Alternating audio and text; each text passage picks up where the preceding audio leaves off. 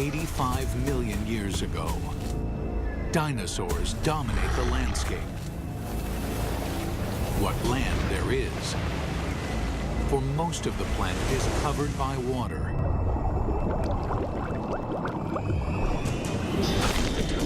These vast oceans are a cauldron of violence, a world much more dangerous than the land above. This is the brutal world where an ultimate predator is born and bred. This mosasaur was the most dangerous creature in the most dangerous ocean ever. It's 45 feet long. It's the size of a Greyhound bus.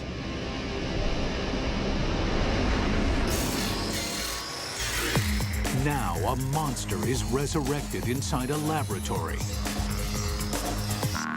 and its killing secrets revealed.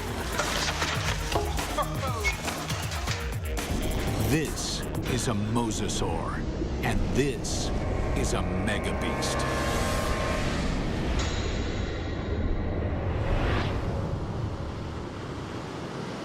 This is mosasaur country. At least it was.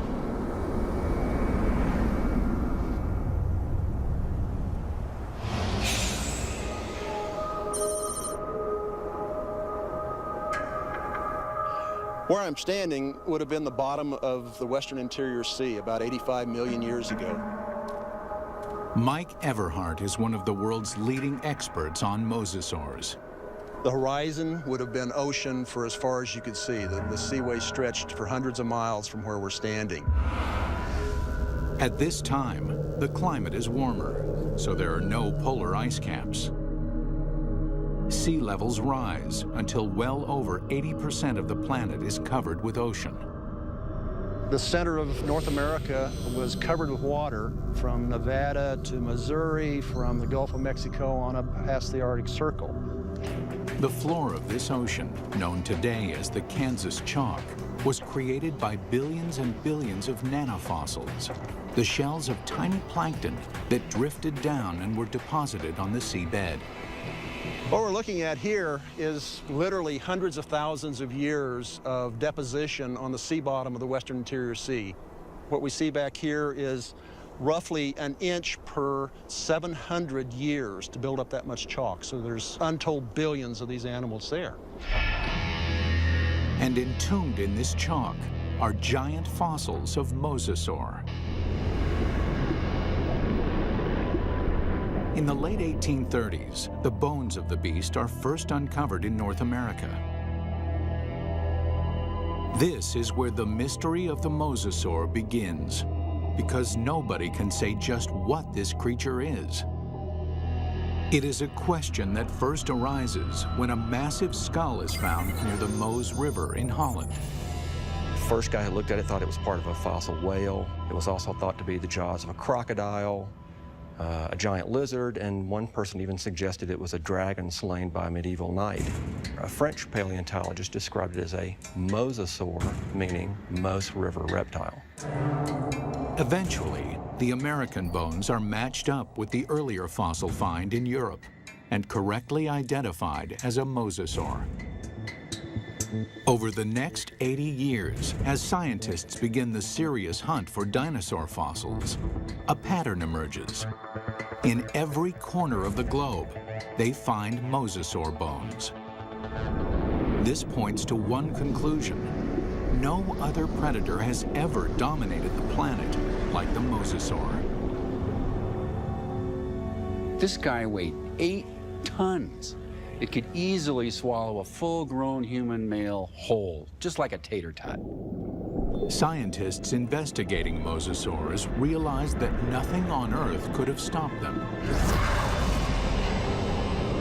It took a cosmic catastrophe to end their reign.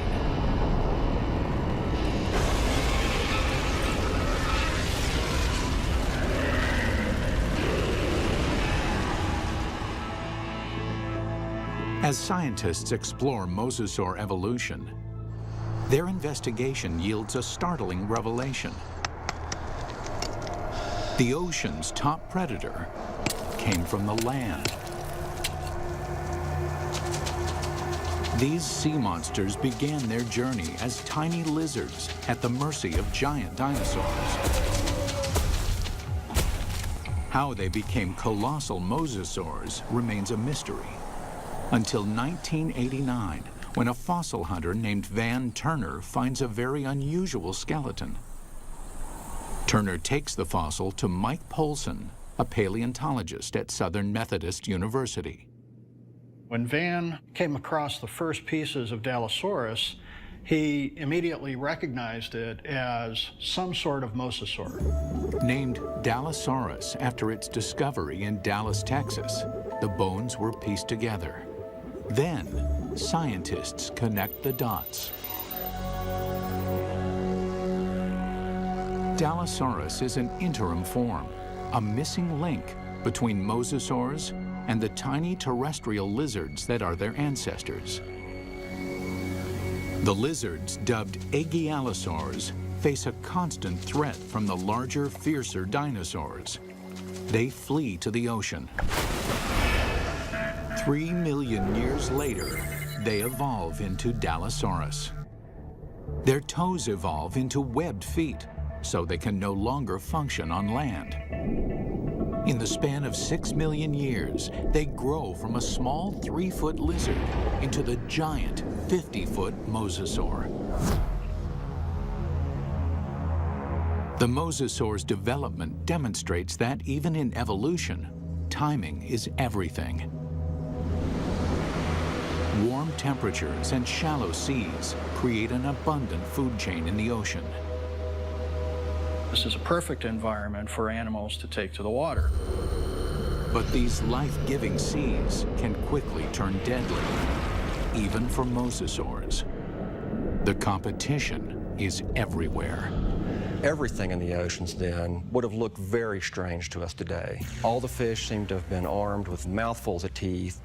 It seemed like everything in that ocean was a predator and just built for killing things. Like Zephactinus, a bony fish that is armed with a mouth full of long, needle-like teeth. The plesiosaurs are marine reptiles and top predators for over 100 million years. They come in 2 lethal varieties. One deals death through speed and agility. The other is a behemoth, so mammoth, nothing dares challenge it. And of course, there are the sharks. These predators were around 100 million years before dinosaurs had ever roamed the earth. This is a tooth from a large shark that lived during this time, during the age of mosasaurs swam in this ocean. It's from a shark called Cretoxorana mantelli, the Ginsu shark. And I called it that specifically because it's sliced and diced. The Ginsu is a giant shark. Reaching a length of 25 feet, it dwarfs any modern great white. This shark was literally able to bite through bone. We know that because we find pieces of mosasaur that have literally been severed from the bodies, swallowed, partially digested, and then regurgitated again. To survive, mosasaur had to change its land-based behavior, tearing out a place for itself at the very top of the food chain. But what allowed this creature to evolve into such a relentless killer? It's all in the bite. You'd probably be in shock after a bite like this.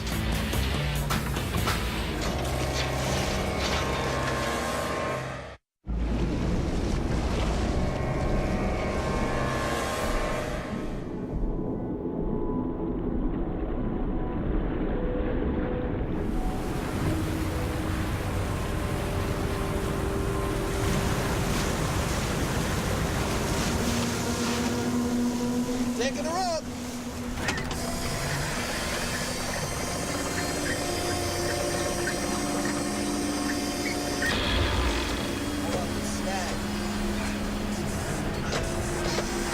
Give it more power!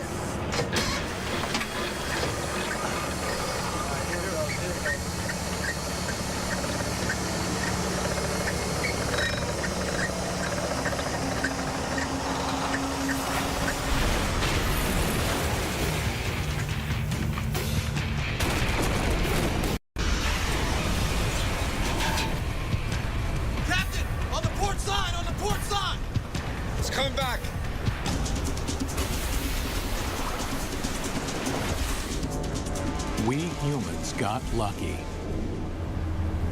We managed to miss out on the mosasaur.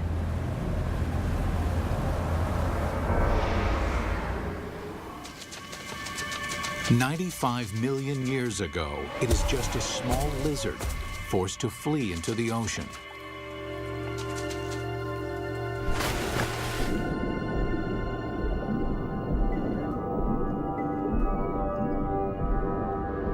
Within 6 million years, it grows into one of the most successful predators of all time. But what made the mosasaur such a monster killer? Millions of years of evolution created a perfect formula for the perfect killer. This is how you make an apex predator. First and foremost, breathing. Like whales, mosasaurs can spend long hours submerged in the sea, but they still have to come up for air. And then there's food. Fish are nutritious, but they're fast and slippery. To catch them, mosasaurs must develop the skills of an efficient hunter. Another part of the formula, hearing. In the water, sound location becomes a prime method for hunting. Mosasaurs modify their terrestrial ear into a super amplification system that makes sounds 38 times louder. In his studies of the mosasaur, paleontologist Dr. James Lamb has been able to reconstruct the creature's hearing mechanism. This little piece fits in this pit and moves back and forth. And then this piece fits here, and a small movement in this first piece creates a large movement in this one. So it's a system that's finely tuned for conducting sound through water. Even though sound can lead them to the prey, it's difficult to detect a target if it's in murky water. Here, mosasaur would have the advantage by using the keen sense of smell inherited from its land-based ancestors. A mosasaur like this would have had a tongue that would have functioned exactly like a monitor lizard's tongue. The reason why the tongue is forked is so that the animal can smell in 2 different directions at the same time. This is smelling in stereo. One more addition to our killing formula: sonar. The last piece in the puzzle is this set of nerves that run down the side of the upper jaw and especially are concentrated here in the snout. And it's a system for detecting the pressure wave given off by the prey. Mosasaur uses this pressure wave sonar to hunt, much like modern killer whales use echolocation. All these adaptations mean mosasaur has a good chance of locating dinner, but they still have to catch it. And chasing down fast, elusive prey requires jet-like speed. So how does an 8-ton, 50-foot monster propel itself?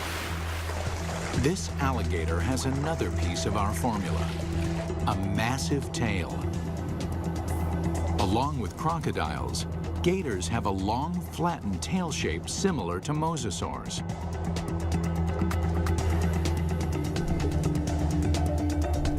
They use the whip-like action of their tails to move quickly through the water. One of the things you notice, first off, when you look at a mosasaur, is fully half the length is the tail.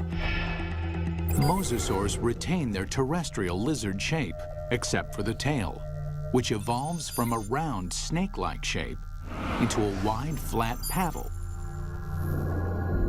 If you look at the vertebra on the tail, they have expanded bony struts top and bottom for the swimming organ that helps them swim. Using modern gators and crocs as a comparison, scientists estimate a mosasaur can reach a top speed of 30 miles an hour.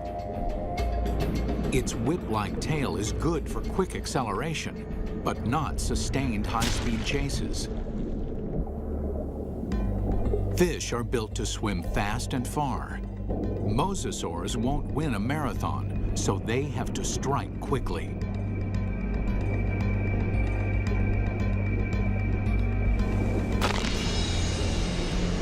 Which means this enormous beast has to somehow hide its 50-foot body and ambush its prey. Imagine that this animal is sitting on the bottom, takes a deep breath, it just waits there for something to swim by, close enough that it can get that sustained burst of speed to go out and catch it. Speed and surprise are two critical elements. But mosasaurs also need agility. That's where the paddles come in. They propel themselves with the tail, they steer with the paddles. These paddles are short and strong, allowing this long lizard to corner on a dime. Like flaps on an airplane wing, the paddles create drag, which makes them turn. For mosasaurs to be successful underwater, there was one land-based trait they absolutely had to jettison: their sensitive inner ear. The inner ear controls a creature's sense of balance. For land-based predators, maintaining balance is critical. If they stumble, their prey escapes.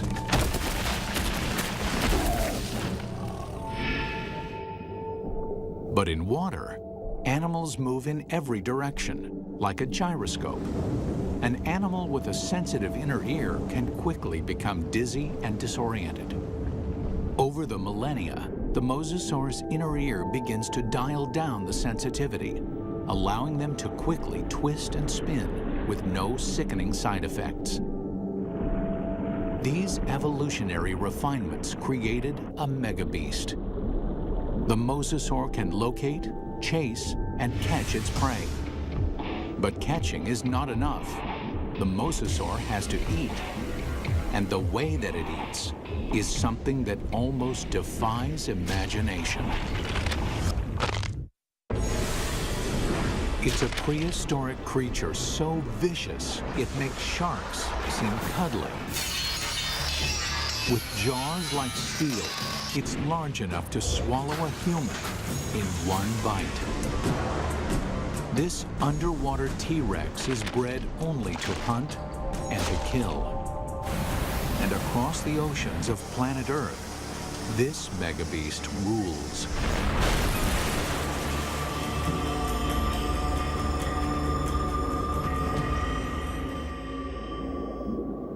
But 95 million years ago, mosasaurs had some serious competition from a familiar denizen of the deep, the shark. Prehistoric sharks, like their modern cousins, are vicious and durable, traveling vast distances, ripping apart any creature that gets in their way.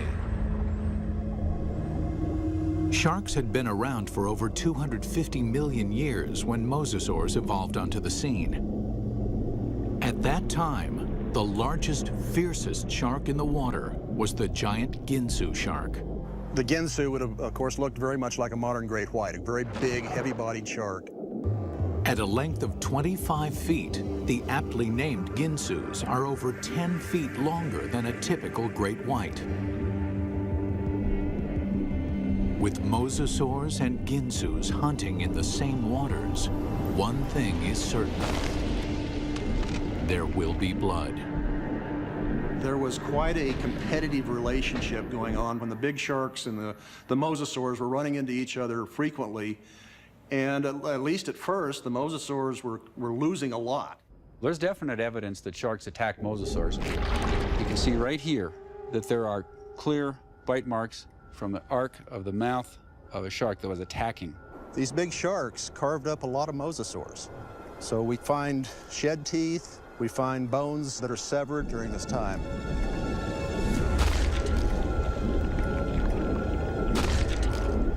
While an adult mosasaur can hold its own against a Ginsu, there are other mosasaurs. Mosasaur couldn't do any of that. So what they've done is to basically make a toothed conveyor belt to help sort of tractor the prey down its throat. You can look at mosasaur fossils, and you can look at modern analogs that have a skull that works in a broadly analogous way. But sometimes building a model tells you something you just can't find out any other way.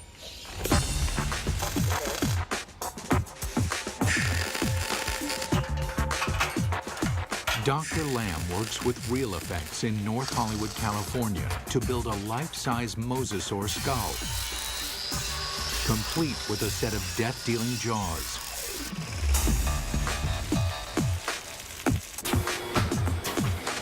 The massive steel jaws are powered by pneumatics instead of muscles and ligaments. Never thought I'd see a steel mosasaur skull, but this is very cool looking. We've got 3 pneumatics. We've got 2 operators to run it, and we've reduced it to 3 basic motions. One set of pneumatics opens and closes the jaws. One set moves it backwards and forwards. And the third set runs the pterygoids in the roof of the mouth. The pterygoids are the terminator teeth. No other ocean predator has them. A second set of teeth running down the roof of the mouth. These are a truly fiendish adaptation. They actually work independently to move the prey backwards in the throat, and also to hold it still, to pin it down as it opens its mouth for the next bite. Now we see how these jaws worked in deadly concert. The bite, the ratcheting jaw, the terminator teeth. Test 1. Find out what the mosasaur's first bite would do to any creature unlucky enough to get on the wrong end of these teeth. Mosasaurs had a really big bite. So we've got a piece of foam that would be about the same size as an 8 or 9 foot long shark, or maybe part of the neck of a long neck plesiosaur. We're going to put it sideways in this mosasaur model's mouth and just see exactly what would have happened.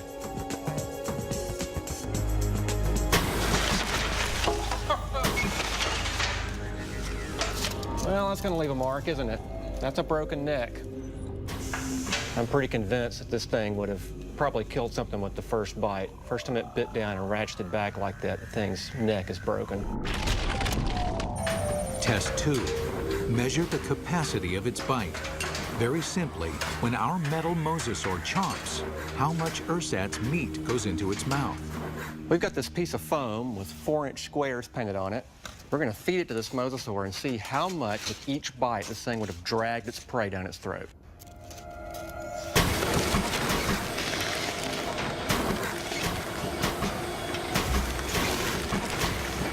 In one bite, our mosasaur easily consumes 4 feet of flesh. That means this mosasaur could eat a 20-foot animal in 5 bites. Or an adult human in a single gulp.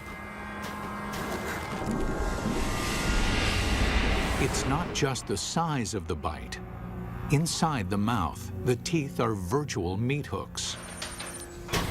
Dr. Lamb demonstrates with a hunk of ballistics gel, which is similar in consistency to human flesh.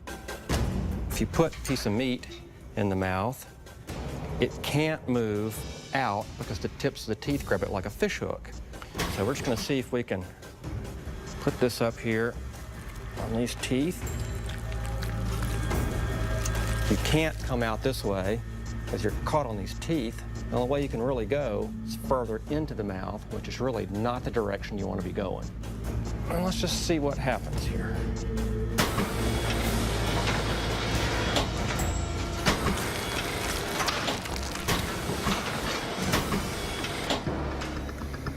Well, I don't think there's any doubt that you wouldn't want to be a swimmer in a late Cretaceous ocean. You can actually see tooth marks where it just cut right through about 10 pounds of flesh like it was just butter. That would be nasty. The only good thing about this is that you'd probably be in shock after a bite like this. Maybe you wouldn't feel the rest of it. Final test. How the jaws perform eating simulated live prey. The first fish is immediately trapped on the barb-like teeth. And the rest? Well, straight down the old mosasaur hatch.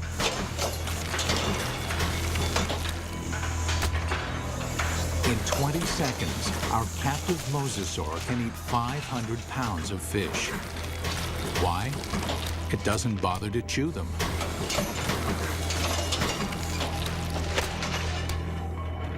There's a rapidly vanishing cloud of red and a few scales, and that's all that's left of it. For dessert, they test an item that mosasaur never had the opportunity to eat.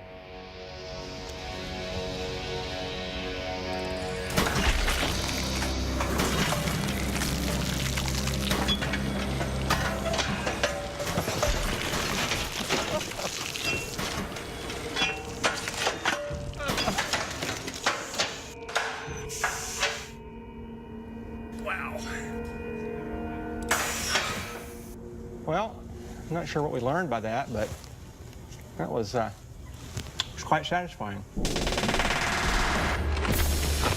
It's abundantly clear why mosasaur is the ultimate success story of evolution, growing from a 3-foot lizard into an alpha predator. Although this megabeast drove all its enemies into extinction, fossil evidence suggests another enemy took their place. And this enemy is something the mosasaur has never seen before.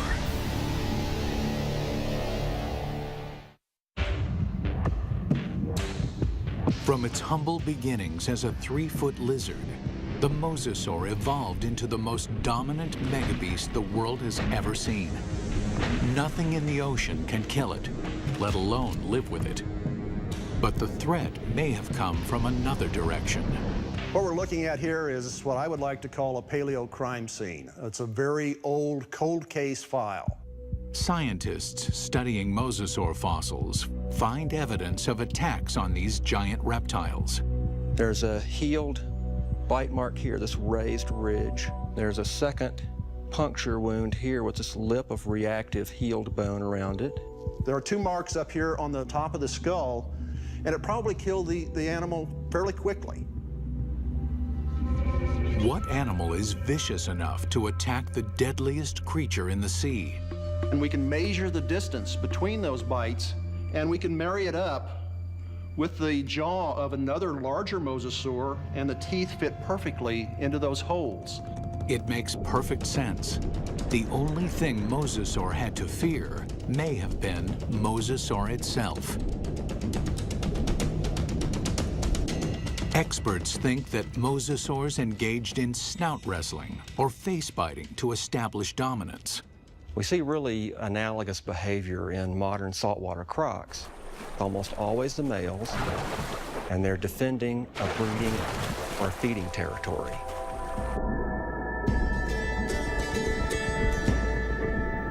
A mosasaur battle unfolds like a bizarre undersea ballet.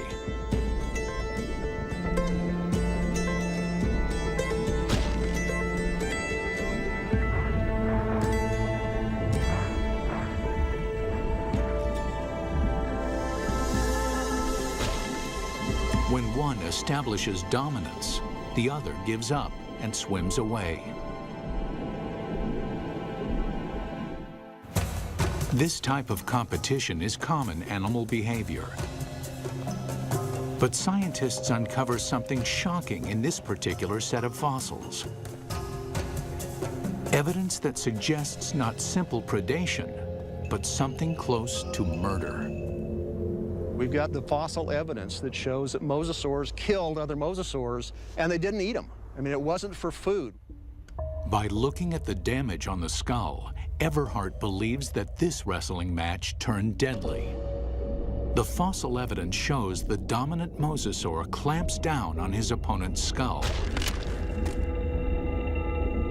And as the skull of the mosasaur rolled to the side, these teeth pulled out and left these big drag marks across the bone, very deep wounds. Not only is the skull crushed, but evidence suggests the killer then broke the victim's neck. We found the neck laying off like this at a 45-degree angle to the skull, indicating that it's probably broken right up here next to the brain case. Not even great white sharks or saltwater crocs deliberately kill their own kind. They killed, kind of like humans, they killed for other reasons than for food. And mosasaurs were different in that regard. We don't see that in very many other animal groups. Still, scientists believe this gladiator-like behavior would not have caused the mosasaur to go extinct. In point of fact, they seem to thrive on violence. 70 million years ago, with no other competition in sight, mosasaurs continued to evolve, becoming even more diverse. There's well over 50 species of mosasaurs. They began moving from the ocean into freshwater, seeking prey in swamps, estuaries, and rivers. Nothing on Earth could have stopped these megabeasts. Nothing on Earth, that is. It took a 6-mile-wide chunk of rock that slammed into the Earth 65 million years ago to end the reign of the mosasaur. We're talking about something that released as much energy as every nuclear weapon on the planet, times 1,000, set off all at once. The magnitude of this blast causes a shockwave of earthquakes and volcanoes. Mega tsunamis race across the oceans. A cloud of superheated dust and molten rain fills the atmosphere, blocking out almost all of the sunlight. This devastates the food chain. 75% of the species on Earth are wiped out. With its food supply drastically reduced, the mosasaur is doomed. This cataclysmic event paved the way for the development of mammals and eventually humans. But what if the comet had missed? If mosasaurs had been allowed to thrive, how different would our world be? We wouldn't have any whales, or dolphins, or porpoises, or seals, or sea lions. The oceans and all its fish would belong to the mosasaurs. Bring her down. Fishermen would find very little to catch, if indeed there were humans on the planet at all. These would be very ferocious, very hungry, active marine animals that you wouldn't want to share your ocean with. It's fascinating and frightening to contemplate what might have been had these megabeasts survived.